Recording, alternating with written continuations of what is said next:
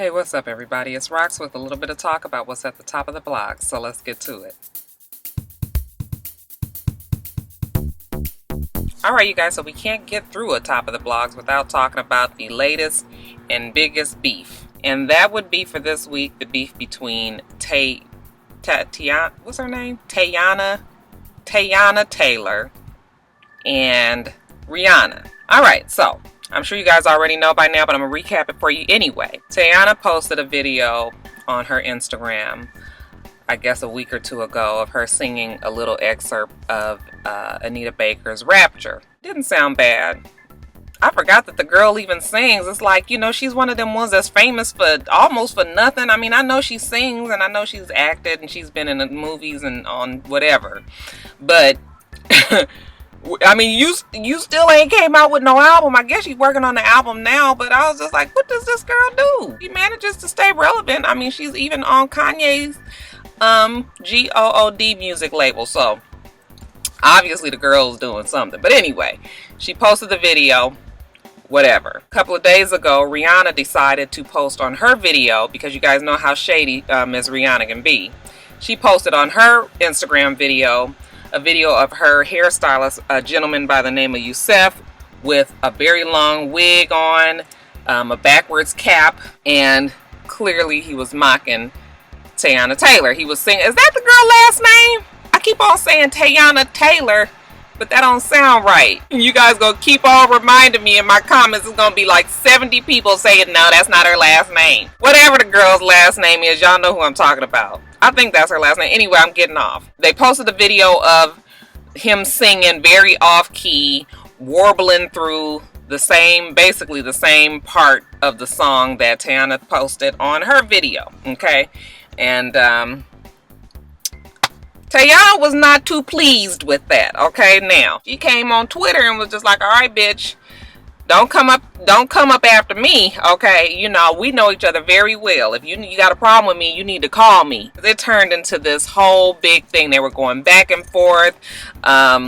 Melissa Ford, who is Rihanna's best friend, jumped in it because she always wants to come to Rihanna's defense as well. Rihanna started talking about how she didn't like broke bitches, and Teyana was just like, I don't like broke bitches either. Then Rihanna posted a net wealth of the both of them.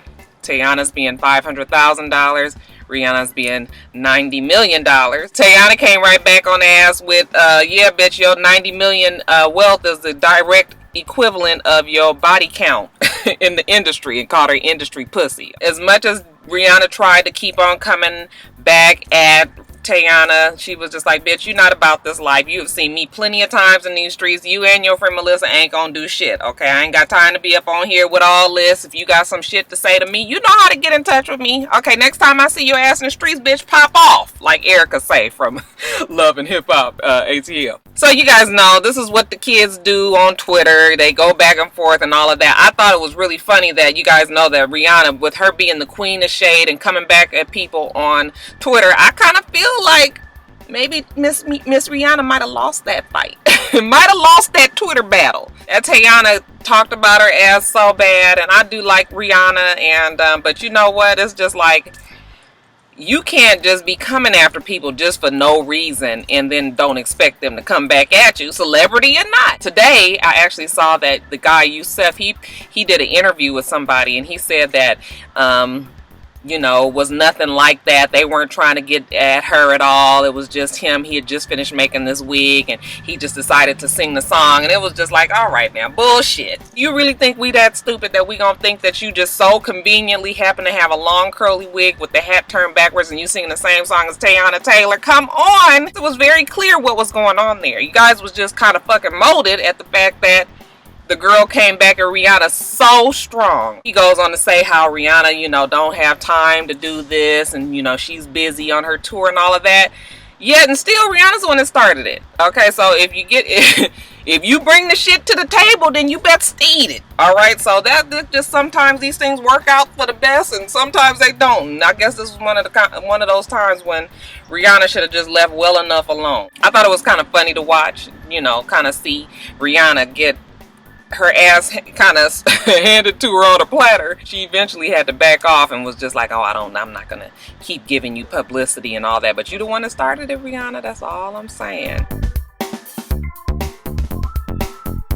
You guys, I'm so hungry I can barely concentrate, so we're gonna try to get through this video kind of fast, okay? Just a little side note. I think they're gonna disband that committee I was telling you guys about last week, because I don't think nobody knows what exactly is going on there, just like I said. So I had one scheduled today and they canceled it, so that was good for me. But anyway, you guys, there's been some more drama with this Lamar Odom. He getting to the point where I might have to retire his ass. Every week I'm talking about Lamar. So this week we had Lamar's dear old dad get on to an interview and really lash out and give his entire feelings on how he feels about the Kardashian family and his son's misfortune with these drugs. Just to shorten it up for you guys, he was just like, that Kardashian family has been a curse for my son. Ain't done nothing but drag him in the mud. Kris Kardashian is a bitch, and she's an evil bitch, and that's all she cares about is money, and that was the worst thing that ever happened to my son. I wish he and Khloe would have never got married. On camera, Khloe is really nice and sweet, but when they're behind closed doors and away from the cameras, then the true Khloe comes out and she's controlling,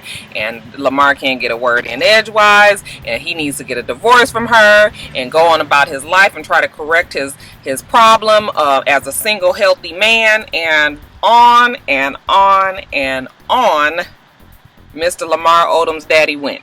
The very next day, Mr. Lamar Odom came out and replied on his Twitter and said, I'm not going to continue to talk about whatever is going on with me, but I just have to say a few things real quickly. That man that put out the statement yesterday did not raise me. He was never in my life. I was raised by my mother and aunt. I was raised by queens, and my father had absolutely no hand in my life. The Kardashians have been a wonderful family to me when I did not have one, and took me in without ever wanting anything from me in return. That man was not even invited to my wedding. He has never met my mother-in-law. He has not met plenty of people in my in-law family, and for him to come up and say anything is totally out of place and wrong. Lamar goes on to say that if he did inherit anything from that damn daddy of his, it's the demons of the drugs, because the daddy is also addicted to heroin. So that's what Lamar Odom came out with yesterday, or so we thought. Okay, today there's all these rumors on the internet saying that Lamar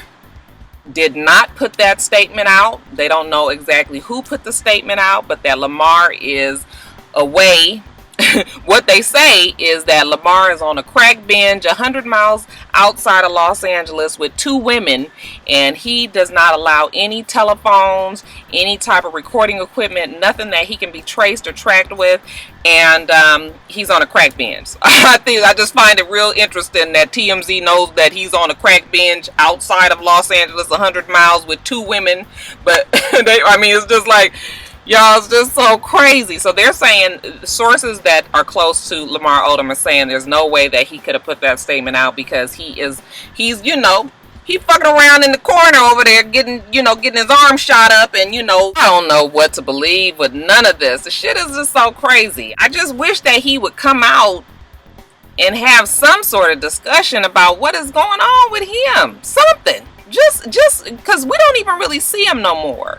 So it kind of feels like his team has left him dangling in the wind. Like, don't you have a support team yourself? Somebody that can come in and make you not look like you just completely crazy and off on drugs somewhere. I don't even really understand this whole story here. Now they're trying to say that the daddy is taking back some of his harsh words and wish that he hadn't spoken so candidly and harshly in public. And I was like, oh, I guess that daddy was like, fuck, I done fucked up my little bit of extra money. Because you guys know Lamar Odom, if he is still giving that daddy anything, he showing up ain't gonna give him shit now. It must be terrible to be so rich and have everything at arm's reach, but to have absolutely nobody in your corner. I feel sorry for Lamar. Have you guys heard the latest ranting of your boy Kanye West? Kanye West was on a radio interview with somebody, and he was in one of his full-on Kanye rants about how he is a rock star. He's a super rock star and that he's the best on this planet. I was not even all that shocked about what he was saying because it was classic Kanye-isms. Okay, if don't nobody else give a fuck and believe in Kanye, then he does. Kanye ain't never got to have nobody in this corner because Kanye got it. Like I said, I wasn't even really surprised about what he says because Kanye always feels like he is the best in whatever that he does. I was just more intrigued with the way that he sounded. My girlfriend Debbie, she about told me when he was on Chris what's the child's name? Kris Jenner's show.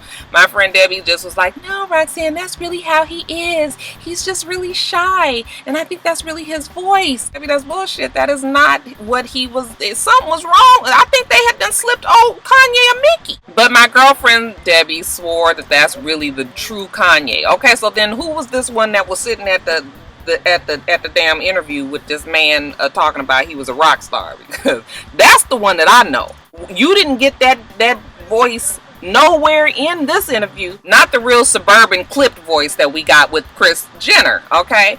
This voice is the urban Kanye. I guess this is the one that we deal with right now. Maybe Kanye got a bunch of different personalities. I wonder if Kanye been tested for bipolarism.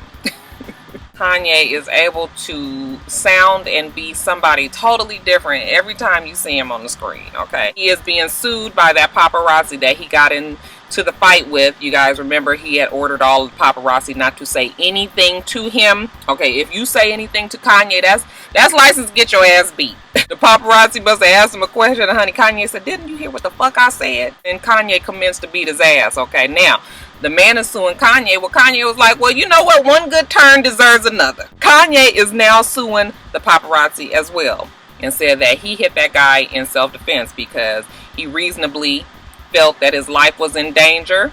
And so he reasonably beat his ass. I'm just worried for Kanye. All this that's going on in the Kardashians and the Jenners and the Oldhams and everything, I'm kind of worried for Kanye. I want to make sure that Kanye land on his feet. What do you guys think about old Kanye? Do you guys think that Kanye is the biggest rock star on this planet? I was like, the whole planet Kanye? Like, we talking about the furthest reachings, corners and little tuckaways of the whole entire world. You the best. Okay. I ain't mad. Go on and toot your own horn, Kanye.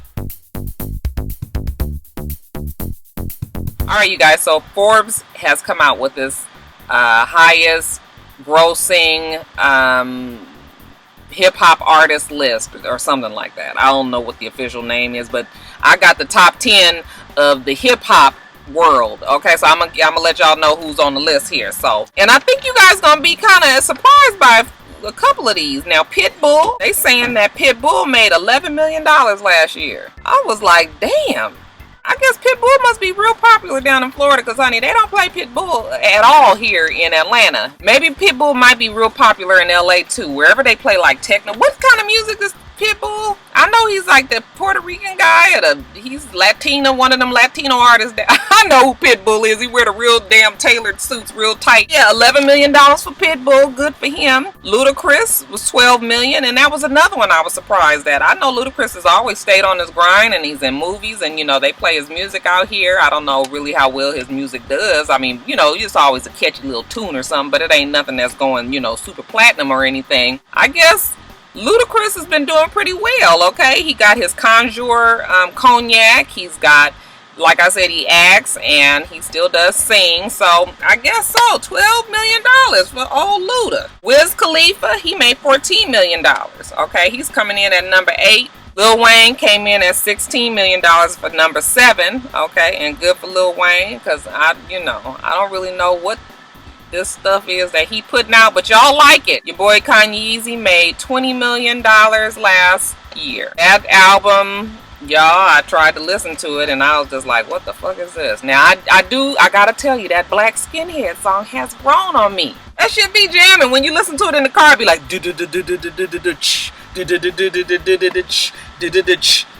telling you guys that shit is sort of jamming, okay? So I do like some of the songs, but it had to grow on me. It was nothing immediate like, you know, College Dropout. I mean, I used to love that CD.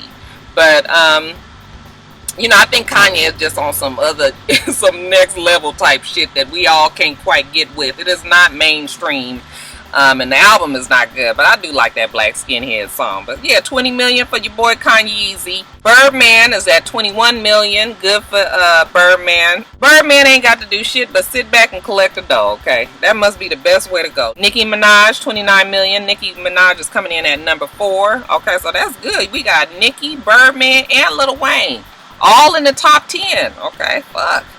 What's the name of they?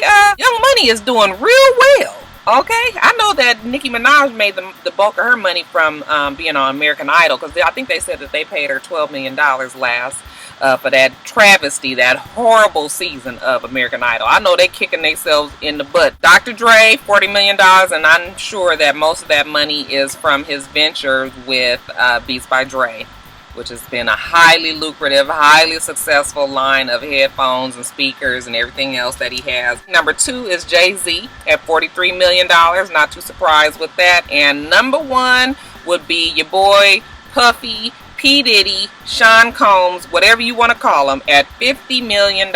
And for somebody who you don't really see too much, that is saying a lot. Okay, Puffy ain't on no music right now. I don't even know. I guess he's producing some people. I'm sure he's got his foot in the whole music scene right now, but I bet you a good part of that is from that damn Ciroc, because y'all niggas like y'all some Ciroc like it's some fucking water. I don't even think Ciroc is all that good, but people will swear that Ciroc is just the best. I like that. Have you guys tried that vodka? I think it's called Svedka, and it comes in flavors.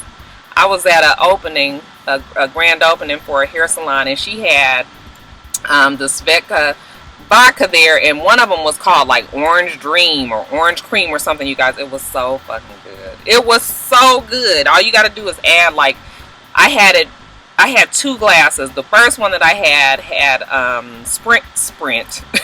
Sprite in it, and then the second one that I had was just ice, and both ways was really, really good, and very smooth and nothing. Y'all, that Ciroc, that shit is almost like you gotta swallow it 2 times. You ain't gotta swallow it. It go down, but it go down rough for me. You know what is the most horrible tasting shit that I specifically have to swallow twice? You know, you swallow it, that shit come back up, and then you bring it on back down again. It's that fucking Patron. I don't know why you guys like that Patron either. I will drink Patron if I'm trying to get where I want to be real fast, do a couple of Patron shots and you there, but that shit is nasty. And I really want somebody to tell me. I want one of you guys to tell me how good Patron is out there. That is some nasty ass shit. Why am I talking about alcohol? Because I was talking about...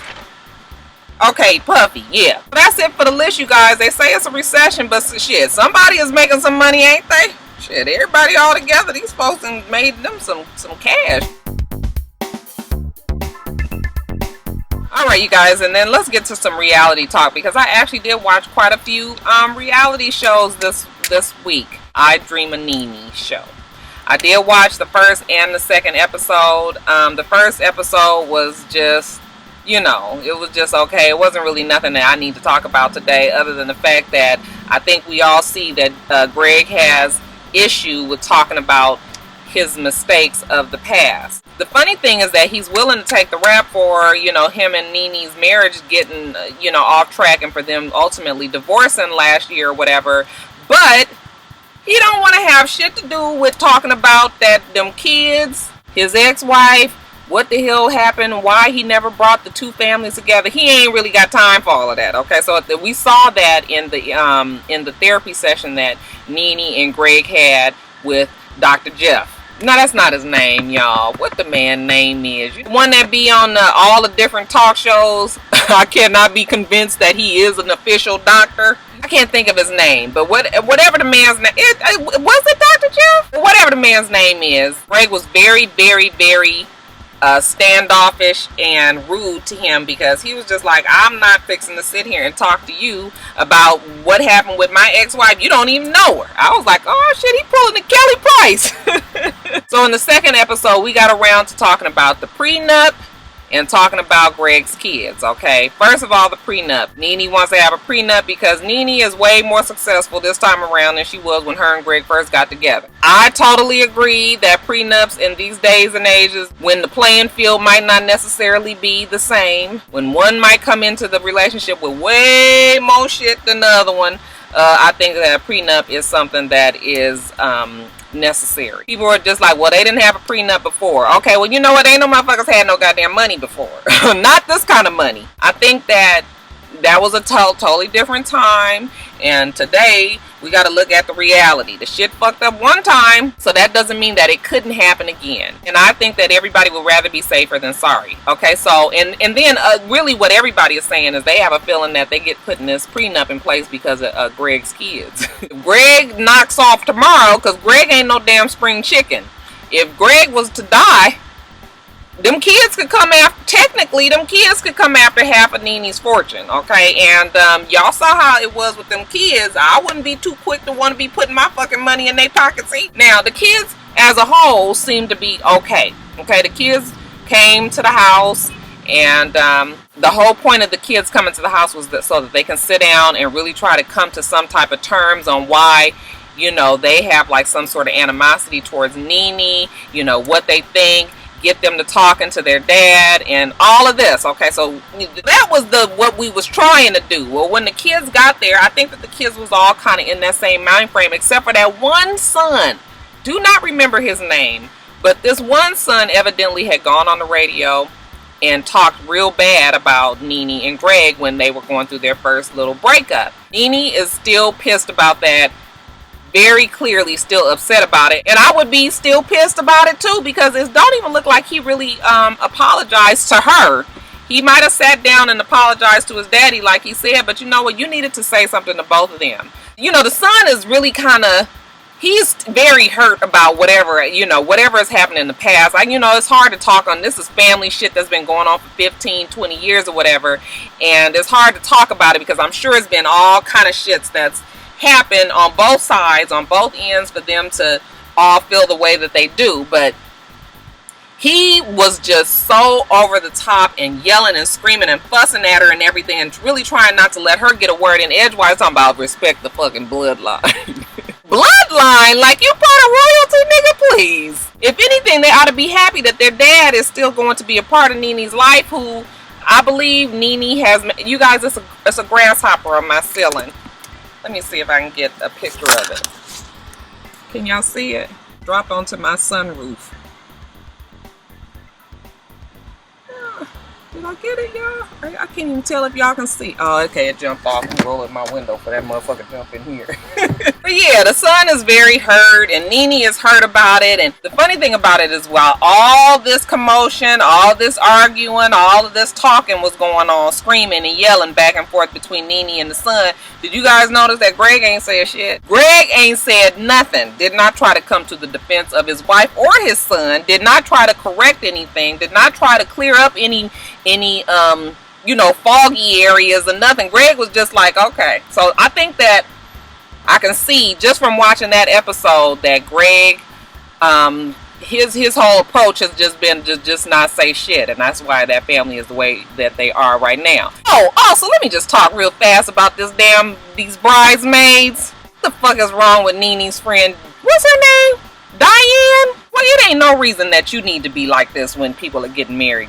This is exactly why when you get married, you need to just go on and put you two people in that bitch and go walk down that aisle and tie the knot and call it a day, because the more personalities you have in it, the more shit happens. It is their wedding, and they can do whatever they want to do. I'm not saying that Diane should not have felt some kind of way about the fact that Nene didn't put her as a maid of honor or a matron of honor, if, you know, whether or not she's married, I don't know. But I'm not saying that she shouldn't have felt some kind of way about it.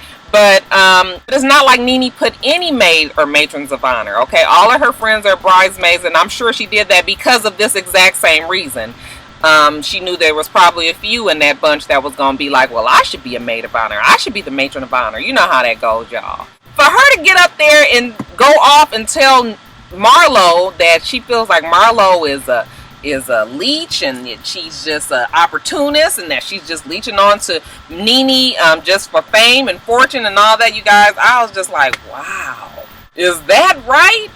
I mean, I know you might feel that way, but I mean, I guess you was like, I'm gonna tell the bitch straight to her face, and we just gonna get this party off the road right now. I don't know if I feel like Marlo's an opportunist, because Marlo was doing just fine before she got on these shows, you guys. Believe it or not, Marlo was definitely at socialite status out here in Atlanta before I ever saw her on Real Housewives of Atlanta. So that Diane just rubbed me the wrong way. I can already tell that I'm not gonna like her. For her to get to crying and saying that I've been there from the very beginning, and for you to put these girls in here who don't know you, only been around for a couple of years, I was just like, that was a conversation that she and Nene needs to have privately, not at no table with Cynthia and Marlo, who you guys know Marlo would be so close to beating your ass anyway. Like, why would you go there? Just special. But anyway, you guys, that was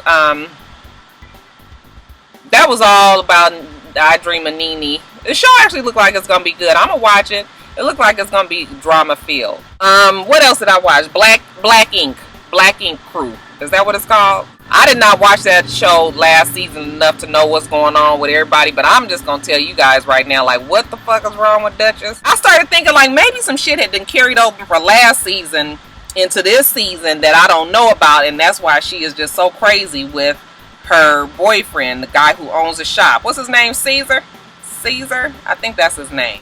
I, for the life of me, couldn't understand why she was so...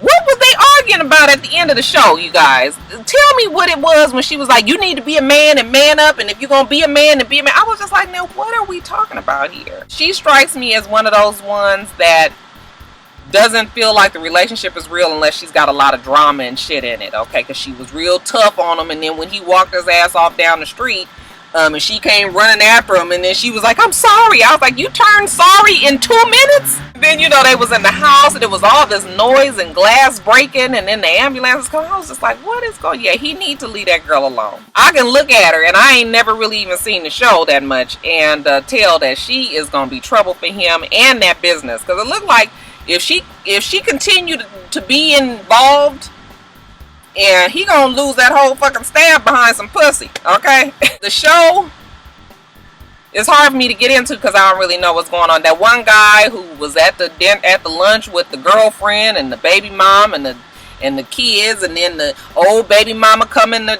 door and she immediately is on 10, just immediately. I didn't understand what was going on there, but all I know is that one that came in there, she was just like, I'm about to beat a bitch ass in here, okay? You up here brought the other woman up in here. He was just like, what are you talking about? We haven't even been together for so long. But that was crazy. You know, the girl was like, I'll kill you, and she was just like, fine, kill me, put me out my misery. And I was just like, oh, that sounds like a crazy person kind of response. I don't want nobody to kill me. I'm telling you, I've been plenty miserable too. No, don't kill Roxanne, please. So, but Black Ink Crew, that show is okay. I guess because now that it's bigger and everything, I guess everybody kind of got a little bit of the old Hollywood mentality. So maybe that's why the Duchess girl and her boyfriend have changed. It was funny how she just kept on saying we this and our business and us and we and everything. I said, ooh, she sure done tied into his money. You better watch your pockets, cease. That New Atlanta, you guys, anybody who sat up there and tried to tell me that New Atlanta was good and that I needed to watch it and review it, that something's wrong with y'all. No reality meter is real low, okay? Because that shit was terrible. It was so scripted.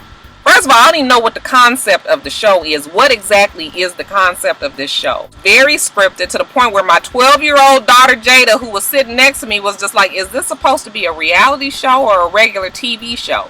And I said, it's supposed to be reality, but very clearly is not reality. I don't know, you guys. The show is not good to me, and I don't expect it to last. But you know what? The crazier things have happened, so it'll probably be on for a couple of seasons. But I bet you Roxanne won't be watching it. All right, you guys. So that's it. We do this every week. So make sure that you rate, comment, and subscribe, and make sure you come back.